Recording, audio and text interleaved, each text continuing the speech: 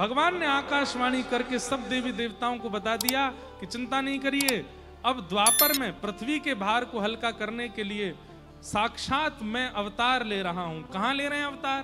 बोले ब्रजमंडल में श्री वसुदेव जी महाराज हैं, देवकी मैया हैं, इन्होंने तप करके मुझे पुत्र रूप में मांगा था, इन्हीं के यहां मैं पुत्र बन करके आ रहा हूं। वसुदेव जी का देवकी से ब्याह हुआ। देवकी मैया के चचेरे भाई हैं कंस। अपनी बहन को विदा करने के लिए कंस जा रहा था, तभी आकाशवाणी हो गई कि इसी बहन का 8वां गर्भ तेरा काल होगा। ये सुनकर के कंस देवकी के ऊपर तलवार चलाने को हुआ, तभी वसुदेव जी ने चरण पकड़ के कहा, इनको मत मारो, बहन है तुम्हारी, छोटी बहन है, काल इनका पुत्र होगा ना, तो जितने बालक हमारे होंगे हम सब तुमको दे देंगे, इनको मत मारो। कंस ने कारागृह में डाल दिया। 6 बालकों की हत्या कंस ने की। 7वें बालक के रूप में श्री बलराम जी महाराज आए। भगवान के शेष नाग ही श्री बलराम जी के रूप में पधारे। ठाकुर जी के मन में आया कि वैसे ही क्रोधी हैं, जन्म लेते ही मामा कंस को मार देंगे दाऊ दादा, जो काम हमको करना है, लीला करनी है, वो लीला अधूरी रह जाएगी। कंस को मारने के लिए व्रज लीला करनी पड़ेगी और उसके लिए कंस का जीवित रहना जरूरी है। तो उन्होंने योग माया को आज्ञा करके कहा कि आप मां के गर्भ में गए हुए हमारे बड़े भैया बलराम जी का स्थानांतरित कर दो, और स्थान परिवर्तित करके श्री बलराम जी को रोहिणी जी के गर्भ में परिवर्तित कर दिया। इसलिए बलराम जी रोहिणी नंदन भी हैं, देवकी नंदन भी हैं। और कंस को एक ऐसी खबर मिली कि 7वां बालक गर्भ में ही मर गया, लेकिन अब 8वां आने वाला है, तैयारी करो। सैनिकों को लगा दिया, घेराबंदी कर दी, सबको, सुबह की शिफ्ट अलग है, नाइट शिफ्ट अलग है, सब सैनिकों की लगा दी, कहीं से भी निकल के भागने ना पाए मेरा शत्रु। धीमे धीमे भादों का महीना आया और श्री देवकी मैया इतनी सुंदर हो गई हैं जिस दिन से ठाकुर जी गर्भ में आए हैं कि कंस जान मुझ के कारागृह में जाता ही नहीं है। क्यों? देवकी मैया को देखते ही उसके चित्त में दया आने लग जाती है। वो अपने सैनिकों से कहता है, मैं इतने वर्षों से देवकी को देख रहा हूं पर इतनी दया मुझको कभी नहीं आई जितनी आजकल आ रही है। तो फिर मंत्री समझाते हैं, इसके गर्भ में माया भी है, उसी का प्रभाव देवकी के चेहरे पर है, इसलिए आप देख करके दयावंत हो जाते हो। महाराज हम तो आपसे कहना चाहेंगे, जब तक बालक जन्म ना ले आप आओ ही मत नीचे। तो कंस जाता नहीं था। क्यों? क्योंकि देवकी को देखते ही उसमें दया आ जाती थी।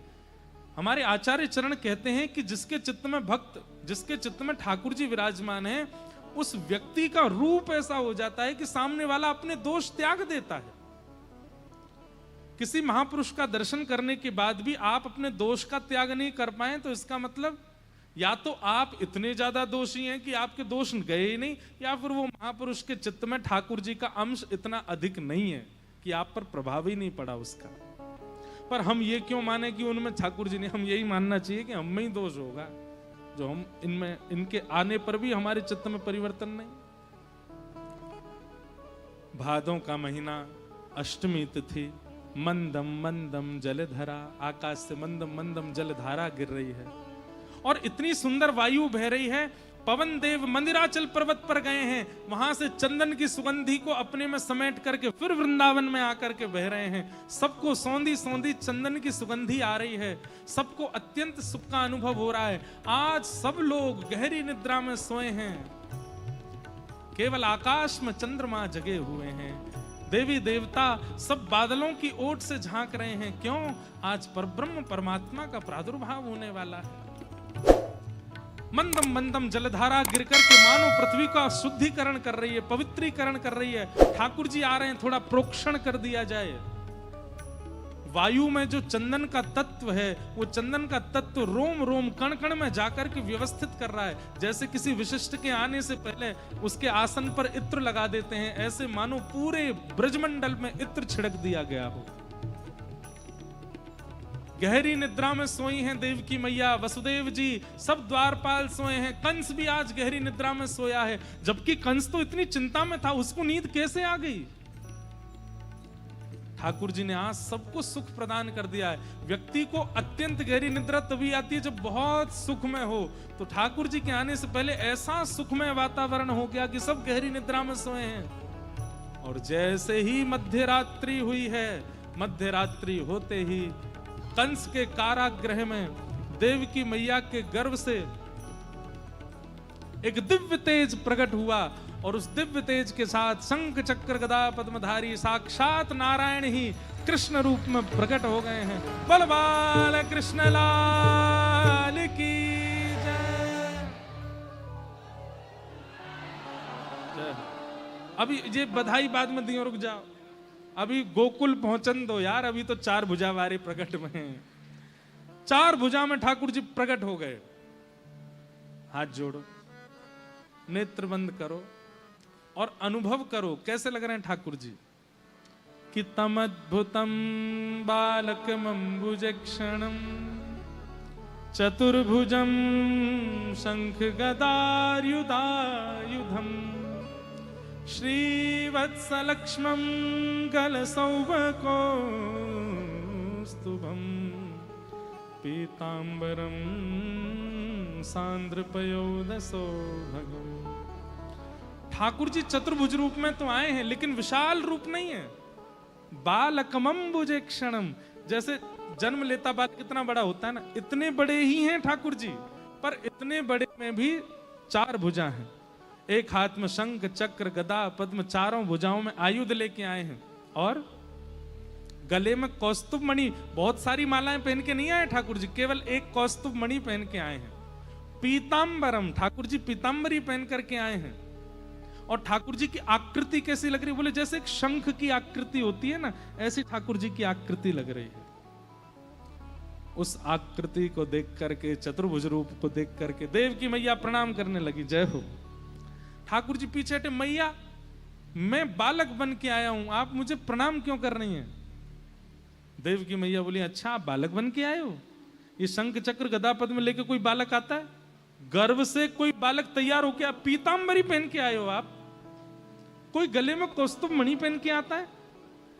मैया ये तो हमारा सबसे सरल श्रृंगार है, इतने के बिना तो हम रहते ही नहीं है।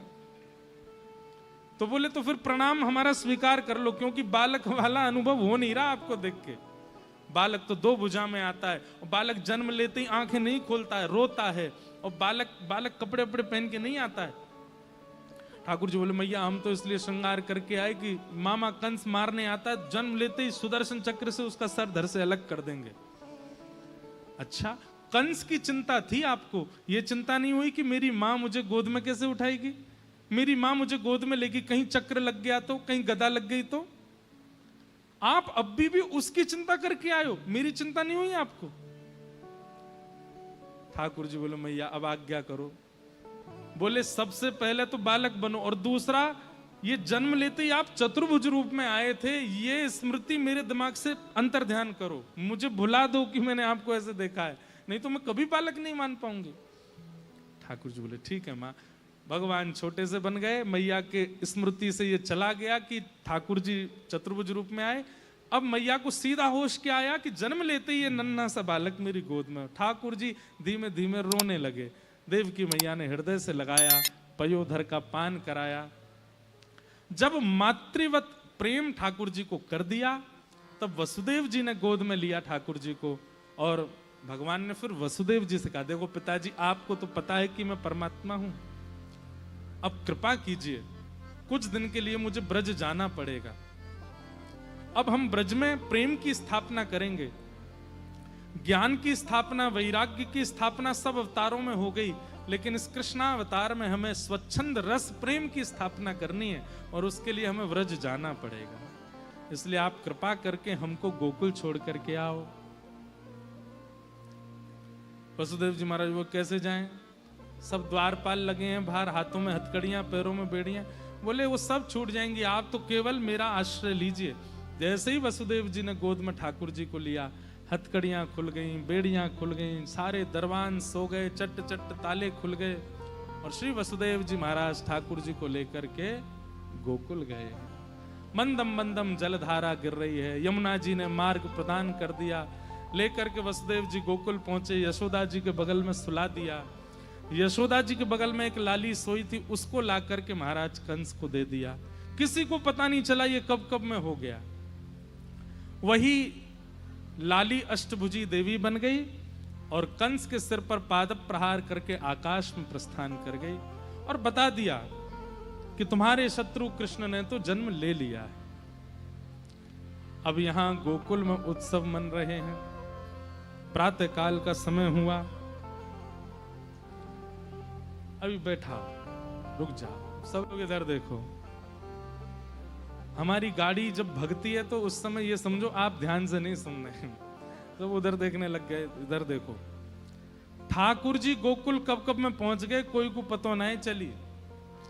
लेकिन भैया नंद बाबा 80 बरस के है गए, नंदरानी 80 बरस की है गई, अभी तक लाला नाए भयो।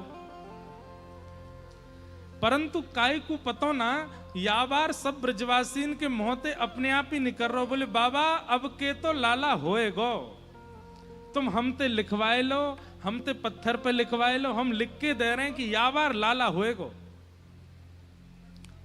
अधिक संख्या में बहुत लोग एक बात कहने लग जाएं तो समझो वो क्रिया हो सकती है। नंद बाबा की 2 बहन हैं, नंदा और सुनंदा। नंदा और सुनंदा ये दोनों सुबह सुबह गई तो देखिए नंद रानी यशोदा तो गहरी नींद में सोई हैं और बगल में नेक सो एक बालक सोया है, चद्दर ओढ़ रखी है। यो ना पता चल रही कि लाला है कि लाली, लेकिन मुखमंडल कैसो है, बिल्कुल नील मणि जैसो है, नीली नीली मणि चमक रही हो जैसे। ठाकुर जी का मुख कैसा है पता है? नील मणि, और नील मणि पे 2 कमल रखे हैं, और 2 नहीं 3 कमल रखे हैं। 2 तो नेत्र कमल हैं और 1 मुख कमल है।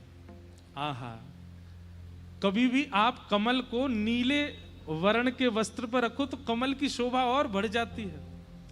पहले तो नंदा सुनंदा देखती रह गई ठाकुर जी के मुख को, और मंद मंद ठाकुर जी मुस्का और रहे हैं, और धीमे धीमे अपने नेत्र खोल के जैसे ही देखें, आहा, बाल्यकाल से ही ठाकुर जी के नेत्र ऐसे हैं जैसे कमल की पंखुड़ी होती है ना, बड़ी सी और लंबी सी। नव कंज लोचन कंज मुख कर कंज पद कंजारुण। ये कंज क्या है? कंज माने कमल।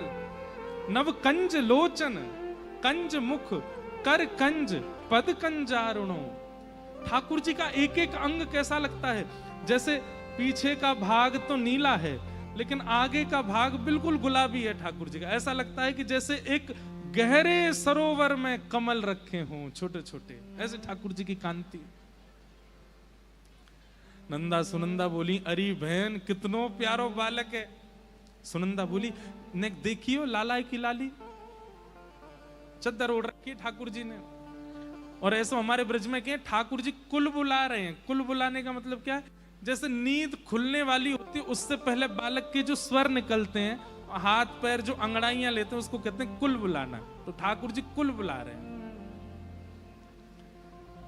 सुनंदा बोली, 1 लाला है जाए, फिर भले ही 6 लाली है जाए, पर 1 लाला है जाए हमारे भैया के।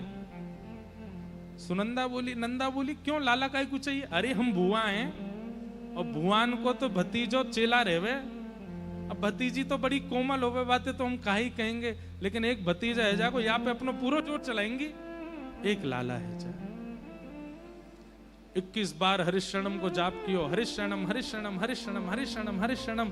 और जैसे ही चदरिया हटाई महाराज, है गयो है गयो है गयो है गयो है गयो है गयो है गयो है गयो है गयो है गयो है गयो। नंदा सुनंदा चिल्लाने लगी, है गयो, अब तो है गयो। और ये देखते ही दोनों दौड़ी वहां से, और पूरे गली मोहल्ला ब्रजमंडल में चिल्लाती जा रही है गयो है गयो है गयो है गयो। सब कह रहे हैं, कहां भयो? पूछो। है गयो है गयो है गयो है गयो, फिर से पूछो। है गयो है गयो है गयो है गयो, फिर से पूछो। अरे नंद जी के लाला भयो है, बधाई हो। नंदा सुनंदा दौड़ती भई जा रही हैं। नंद बाबा को जाकर के बताई, बाबा है गयो। बाबा बोले, कहा भयो? बोले है गयो। बोले भयो कहा? बोले आपने इतनी यमुना जी की सेवा करी, ब्रजवासीन की सेवा करी, सवन के आशीष सो आपके घर नीलमणि जैसो लाला भयो है। नंद बाबा तो आनंद में भर गए। महाराज तुरंत कूदे जमुना जी में, स्नान करके पीले वस्त्र पहने, पीलो पीलो चंदन लगायो। पूरे ब्रजमंडल में हवा की तरह बात फैल गई। बोले भैया नंद बाबा के लाला भयो है, और जो सुन रहे हो है वही नाच रहे हो है।